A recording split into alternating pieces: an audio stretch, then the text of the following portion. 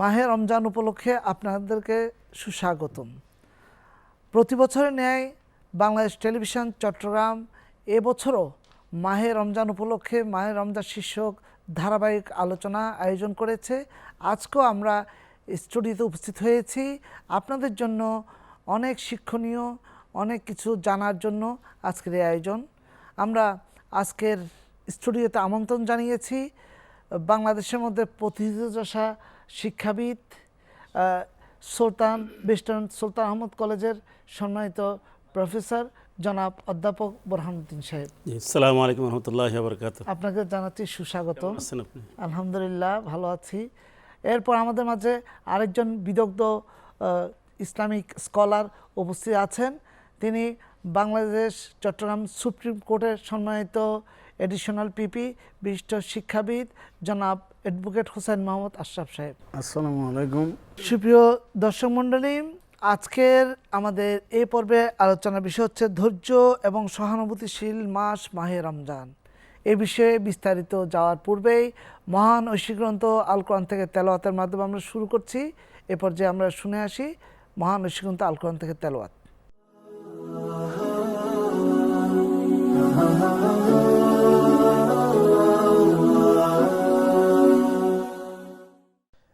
أعوذ بالله من الشيطان الرجيم. بسم الله الرحمن الرحيم. واعتصموا بحبل الله جميعا ولا تفرقوا واذكروا نعمة الله عليكم إذ كنتم أعداء فألف بين قلوبكم فأصبحتم بنعمته إخوانا وكنتم على شفا حفرة من النار فأنقذكم منها كذلك يبين الله لكم آياته لعلكم تهتدون. ولتكن منكم أمة يدعون إلى الخير ويأمرون بالمعروف وينهون عن المنكر وأولئك هم المفلحون. صدق الله العظيم. السلام عليكم ورحمة الله وبركاته.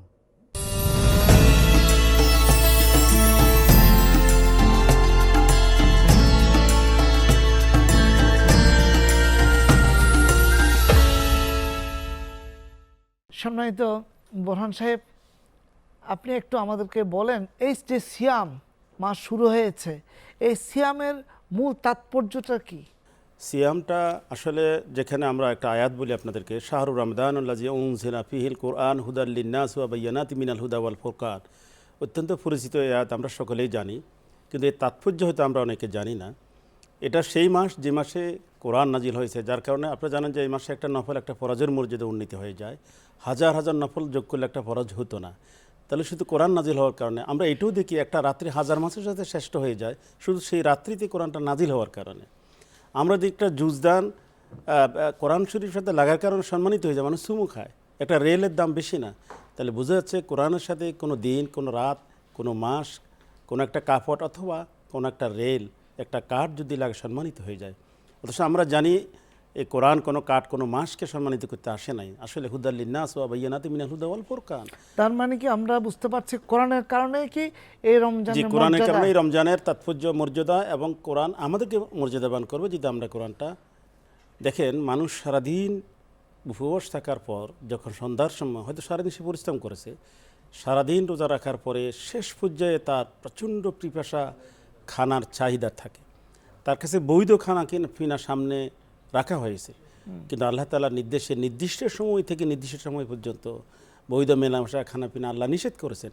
সেই জন্য তার চরম ধৈর্যের সে পরিচয় দেয়। সে খাইতে চাইলেও খায় না, ধৈর্য সে পান ধারণ করতে করে সে। ধৈর্য ধারণ করে এবং সে এই তাকত, এই ধৈর্যের শক্তি লাভ করে। কারণ কি সে জেনেছে আসবর সবাউল জান্নাহ, সবর বিনিময় একমাত্র জান্নাত। আসবর কুনুজুল জান্নাত, সবর তো আসলে জান্নাতের চাবি। যাবে রোজার মাধ্যমে আমরা ধৈর্যের শিক্ষাটা পেয়ে যাই। প্রত্যেক আবাদতের ধৈর্য দরকার। সেই শিক্ষাটা, ট্রেনিংটা আমরা 710 ঘন্টার রিপ্রেসার ট্রেনিং আমরা রোজার মাধ্যমে পেয়ে যাই। পেয়ে যায়। আশরাফ সাহেব, আমাদেরকে একটু জানাবেন সওমের মাধ্যমে ব্যক্তি এবং সামষ্টিক জীবনে আমরা ধৈর্যের প্রতিফলনটা কিভাবে ঘটে? আল্লাহ রাব্বুল আলামিন পবিত্র কোরআনের মধ্যে বলেছেন, ইয়া আইয়ুহাল্লাযীনা আমানুস্তাঈনু বিস-সাবরি ওয়াস-সালাহ ইন্নাল্লাহা মা'আস-সাবিরিন। তার মানে যে কোনো মানুষের জীবনে যে কোনো সফলতার জন্য ধৈর্য অপরিহার্য। আর এই ধৈর্যের অন্যতম মানুষ জীবনে ধৈর্য শিক্ষার অন্যতম একটা মাস, যে এই সিয়াম মাসকে সাধনা, তাই? সিয়াম সাধনার মাধ্যমে আমরা এই ধৈর্য শিক্ষা গ্রহণ করতে পারি। একজন গরিব, তিনি হয়তো টাকার অভাবে উপোস খেতে থাকতেছে, পারছেন না, উপোস খেতে আছে। পারছেন না, কিন্তু একজন ধনী যার কাছে অনেক টাকা আছে, তিনিও কিন্তু রমজানের রোজা রাখার পরে তার অনেক খিদা থাকার পরেও তিনি খানা থেকে বিরত থাকছেন। আবার একজন লোক অনেক শক্তিশালী, অনেক বীর ফলোয়ান, তাকে যখন আরেকজন লোক আক্রমণ করতে আসবে, হাদিসের শিক্ষা, সে বলবে যে আনা সাইমুন, আমি রোজাদার, আমাকে আক্রমণ করিও না। এই যে এই শিক্ষাটা, তা আমাদের সমাজে আমরা দেখি যে যার কাছে মাসেল পাওয়ার আছে, শক্তি আছে, টাকা আছে, উনি হুট করে যে কোনো কাজ নিজের ইচ্ছাই করে বসে, সেটা ন্যায় হোক অন্যায় হোক। কিন্তু রোজা আমাকে বলতে না, আপনি এটা করতে পারবেন না, আপনি ধৈর্য ধারণ করেন। রোজাদারকারী, আমি ধৈর্য ধরলাম। হ্যাঁ, আমি সায়েম, আমাকে আচ্ছা। আঘাত করিয়েন না। আমি অনেক শক্তিশালী, কিন্তু একজন দুর্বল আমাকে মারার জন্য আসছে, আমি তাকে বলবো বকা না। দিল ধৈর্য ধরি, হ্যাঁ, কেউ জি। কটু ভাষায় কথা বলে হ্যাঁ। তাও ধৈর্য ধরি, আমরা কোন রিয়্যাক্ট করি না জি। এই রমজান মাসের হ্যাঁ। মধ্যে। আমরা একটু জানতে চাইবো জনাব মাওলানা বোরহান সাহেবের কাছে, এই সহানুভূতি যে একটা বিষয় আছে, রমজানের মাধ্যমে আমরা কিভাবে একে অপরের পরিপূরক সহানুভূতিশীল হতে পারি? আসলে রমজান আমাদেরকে যে সহানুভূতি শেখায়, একবার প্র্যাকটিক্যালি এটা শেখায়। একটা আমার পূর্বতে আলোচক বলেছেন, একটা মানুষের সামর্থ্য থাকার পরেও সে চাইলে খাইতে পারে, সে পান করতে পারে, কিন্তু সে আল্লাহর নির্দেশে নির্দিষ্ট সময় যে সে উপবাস থাকে এবং সে বুঝতে পারে উপবাসের জ্বালাটা কী। একটা গরিব মানুষ না খেয়ে কীভাবে থাকে, যিনি বাস্তবে সে উপলব্ধি করে, যার কারণে সে আরেকজনের প্রতি দয়াদ্র হয়, সহানুভূতি হয়, যার কারণে সে আল্লাহ নির্দেশিত জাকাত, ওসর ইত্যাদি মানুষকে দিতে সে উৎসাহিত হয়, সাদাকা শেয়ার করতে করে সে বিভিন্ন উৎসাহিত হয়। দান করার মাধ্যমে এরপরে মানুষকে সাহায্য সহযোগিতা করা বিভিন্নভাবে, যেহেতু আল্লাহ রাসূলের হাদিস থেকে সে জেনেছে, ওয়াল্লাহি ফি আউনিল আবদি মা কানা আবদু, আল্লাহর কসম, যে তার ভাইয়ের সাহায্যরত থাকে আল্লাহ তার সাহায্যরত থাকে। সাহায্য তো এইভাবে আর আল্লাহ তাআলা বলছেন আল খালকু ইয়ালুল্লাহ, সমস্ত সৃষ্টি আল্লাহর পরিবার। ফাহাব্বুল খালকি ইলাল্লাহ মান আহসানা ইলা ইয়ালিহি, যে তার পরিবারের সাথে ভালো ব্যবহার করে সে আল্লাহর সবচেয়ে প্রিয় বান্দা হইতে পারে। একটা হাদিসই কুদসিতে আসে, মুসলিম শরীফের হাদিস। আল্লাহ তাআলা একটা বান্দাকে বলবে যে আমি তো ক্ষুধার্ত ছিলাম, আমি তো খাওয়া দাওয়াই নাই তুমি। সে ব্যক্তি বলছে ইয়া রাব্বুল আলামিন, তুমি তো রাব্বুল আলামিন, আমি তোমাকে কিভাবে খানা দেব? কিভাবে খাওয়া হ্যাঁ, আমার ওই বান্দা যখন তোমার কাছে খানা চেয়েছে অভুক্ত থেকে, তুমি তো তাকে খানা দাও নাই, তাকে দিলে আজকে আমাকে খাওয়া দেওয়ার মতো হইতো এবং তুমি আজকে যা যা পাইতা। আর বলবো যে আমি তো পানি চাইছিলাম, তুমি পানি দাও নাই। ইয়া রাব্বুল আলামিন, তুমি তো রাব্বুল আলামিন, তো তোমাকে কীভাবে খানা আমি পানি দেবো? তুমি আমার ওই অভুক্ত পিপাসার্থ ওই ব্যক্তিকে যদি পানি দিতে, তাহলে আমাকে আজকে তুমি সে যা যা পাইতে। হাদিস শরীফে আরও কঠিনভাবে বলেছে, একটা মানুষ যখন জানবে যে তার প্রতিবেশী আসলে অভুক্ত হয়ে আজকে ঘুম যাচ্ছে, আমি পেট ফুরে খাচ্ছি, আল্লাহ রাসূল বলছে সেই ঈমান আনে নাই। তাহলে আমাদের সামাজিক রোজা যেভাবে আমাদেরকে সহানুভূতিশীল করে তোলে, এবং আল্লাহ রাসূল আরও বিভিন্ন শিক্ষার মাধ্যমে আমাদেরকে মানুষদের উপর যে সহানুভূতিশীল করে ফেলে, এবং মানুষ সহানুভূতিশীল হয়ে থাকে। নিজে যখন নিজেও উপবাস থাকে তাহলে তখন সে বুঝে উপবাসের জ্বালাটা কীরকম। তাহলে একবার প্র্যাকটিক্যালি আমাদেরকে সামাজিক দায়বদ্ধতা আমাদেরকে শেখায়, মানুষের প্রতি মানে নিম্ন শ্রেণীর মানুষের প্রতি যে একটা অবদান রাখা, এটা সহানুভূতিশীল হওয়া, এটা আমাদেরকে রোজা শেখায়, এবং আমরা বাস্তবে এটা শিখি। একটা মানুষ যখন প্রথম যে সে একটু শরবত খায় সারাদিন উপোস থাকার পর, সে বুঝে এর শান্তি কীরকম, তার কষ্টটা কীরকম ছিল। বাস্তবে সে একটা গরিবের না খাওয়া মানুষের কথাটা রোজার মাধ্যমে সে বুঝতে পারে। তো তার মাধ্যমে তার মানবিক বিকাশও হয়, সমাজেরও যখন ধনীরা গরিবদেরকে জাকাত সাদকা ইত্যাদি ফিতরা ইত্যাদি দেয়, তারাও সহানুভূতিশীল হয়ে দেয়, তো তারা কিছুটা সামর্থ্যবান হয়, এবং সমাজ একটা আনন্দ করে, এবং তারা অভুক্তটা চলে যায় তাদের কাছ থেকে। হ্যাঁ, এবং তারা সমাজে একটা স্থিতিশীল হয়। এই যে বিভিন্ন সন্ত্রাস হানাহানি মারামারি কেন, এটা ভিন্ন বৈষম্য থাকার কারণে। এখন যখন জাকাত দিয়ে সে কিছু নিচে নামে, গরিব কিছু উপরে উঠে, ইসলামের এই সুন্দর বাণীটা সাওমের সাথে জাকাতও যখন এই মাসে বিশেষ মানুষরা কর্তব্য পালন করে থাকে, তখন মানুষের ভিতর সহানুভূতি এসে যায়। ধন্যবাদ। আমরা অ্যাডভোকেট হোসেন আশরাফ সাহেবের কাছ থেকে শুনতে চাইব, সহানুভূতিশীল এবং সমাজ গঠনে এটা সিয়ামের কি ভূমিকা আছে? মুসলমানদের ধর্মটা কোনো ব্যক্তিগত ধর্ম না, এটি এই ধর্মের আমাদের ধর্মের মূল কনসেপ্টটা হচ্ছে সমষ্টিগত। জি, মহান আল্লাহ রাব্বুল আলামিন মানুষকে কেন সৃষ্টি করেছেন? ওয়াল তাকুম মিনকুম উম্মাতুন ইয়াদউনা ইলাল খায়র ইয়ামুরুনা বিল মারুফ ওয়া ইয়ানহাউনা আনিল মুনকার। তার মানে আল্লাহ মানুষকে সৃষ্টি করেছেন ওয়াল তাকুম মিনকুম উম্মাতুন, এমন একটা সম্প্রদায় হিসেবে আমাদেরকে সৃষ্টি করেছেন, একটা জাতি হিসেবে সৃষ্টি করেছেন। কেন? আমরা একে অপরের কল্যাণের নিজেকে বিলিয়ে দেব, ইয়ামুরুনা বিল মারুফ, একে অপরকে ভালো কাজের আদেশ দেব, এবং অসৎ কাজ থেকে বিরত রাখবো। তো এই আদেশ দেওয়া আর বিরত রাখা এটা শুধু মুখের ভাষার মধ্যে সীমাবদ্ধ নয়, আমার কর্মে প্রতিফলন হতে হবে। এই কর্মে প্রতিফলনের অন্যতম একটা পন্থা হচ্ছে একে অপরের প্রতি সহানুভূতিশীল হওয়া। যখন মানুষ একে অপরের প্রতি সহানুভূতিশীল হবে, তখন দেখা যাবে সমাজ থেকে, এই যে আমার পূর্ববর্তী বক্তা বলেছেন, আমাদের বৈষম্যগুলোর কারণেই তো সমাজে একটা ভাঙন হচ্ছে, মানে দেখা যায় যে ভাঙ্গন হয়, আবার একটা খারাপ ওই যে দিকে চলে যাচ্ছে, মানে সমাজের একটা অংশ বৈষম্যের শিকার হয়ে তারা বিপ্লবী হয়ে যায়, আবার তারা বিভিন্ন সময় বিদ্রোহী হয়ে ওঠে। তারা মনে করে যে এই ধনীদের সাথে তো আমাদের কোনো সম্পর্ক রাখার কিছু নাই, ধনীরা তো সবসময় আমাদেরকে শোষণ করে চলতেছে।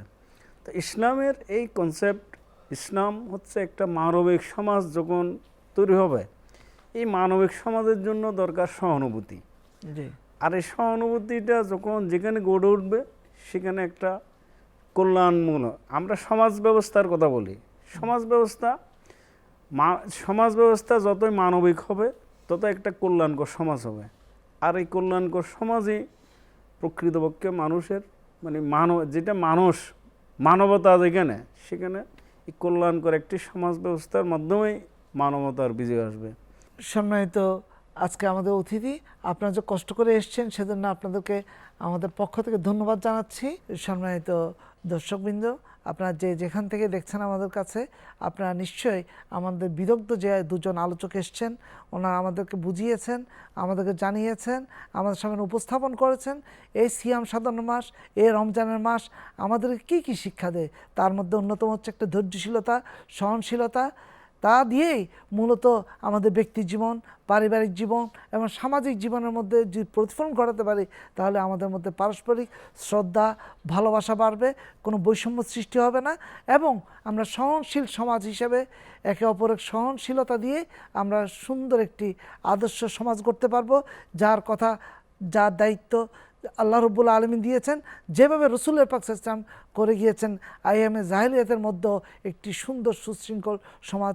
আসুন না আমরা সকলে মিলে এই সঠিক সিয়াম সাধনার মাধ্যম দিয়ে একে অপরের পরিপূরক হয়ে ধৈর্য ধারণ করি এবং সহনশীল হয়ে সহযোগিতার হাত বাড়িয়ে দিই, তাহলেই আমরা একটি সুন্দর আমাদের প্রাণপ্রিয় বাংলাদেশকে সাজাতে পারবো।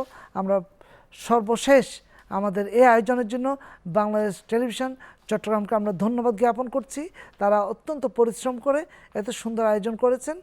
আল্লাহ রাব্বুল আলামিন আমাদের সকলকে তার প্রিয় বান্দা হিসেবে কবুল করে নেক। আসসালামু আলাইকুম ওয়া রাহমাতুল্লাহ।